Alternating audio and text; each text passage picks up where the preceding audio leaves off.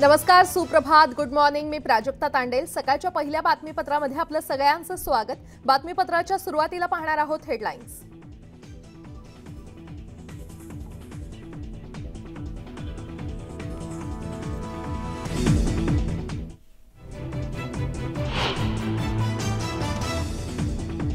जरांगे पाटलांच्या शिष्टमंडळासोबत सकारात्मक चर्चा, मुख्यमंत्र्यांची माहिती. तर मनोज जरांगे पाटील आज भूमिका स्पष्ट करणार.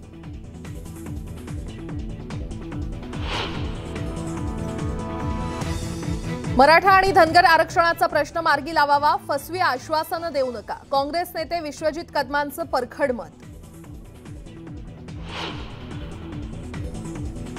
शरद पवार गटाकडून निवडणूक आयोगात उत्तर दाखल, अजित पवार गटाचे दावे फेटाळले. 9 मंत्र्यांसोबतच 31 आमदारांविरोधात अपात्रतेची याचिका. उपमुख्यमंत्री अजित पवार बारामती दौऱ्यावर, दादांकडून दुष्काळग्रस्त भागाची पाहणी. सुपातील शाह मनसूर दर्ग्यामध्ये जाऊन घेतलं दर्शन.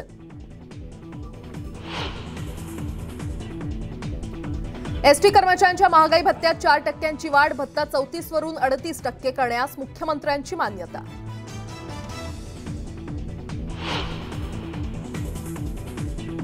राज्यात 14 सप्टेंबरपर्यंत मुसळधार पावसाचा इशारा, हवामान विभागानं वर्तवला अंदाज. नंदुरबारमध्ये पावसाचं दमदार कमबॅक, पावसामुळे नदी नाल्यांना पूर. पुराच्या पाण्यात खोकसा चिंचपाडा रस्त्यावरील पूल गेला वाहून. माउंट मेरी जत्रेनिमित्त बेस्टच्या 287 अतिरिक्त बस गाड्या धावणार. 10 सप्टेंबर ते 17 सप्टेंबरपर्यंत विशेष बेस्ट सेवा. आरे कॉलनीतील 3 तलावात गणपती विसर्जनाला यावर्षी पुरता परवानगी द्या. मुंबई महापालिकेची हायकोर्टात विनंती. आयत्या वेळी मोठी पर्यायी व्यवस्था उभारणं अशक्य असल्याचा दावा. मध्य रेल्वे भंगार विक्रीतून झाली मालामाल, 5 महिन्यात विक्रीतून कमावले 150 कोटी.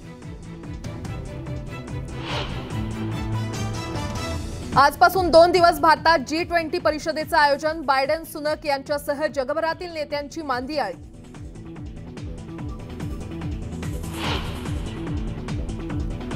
आणि G20 परिषदेसाठी राजधानी दिल्ली नववधूप्रमाणे सजली.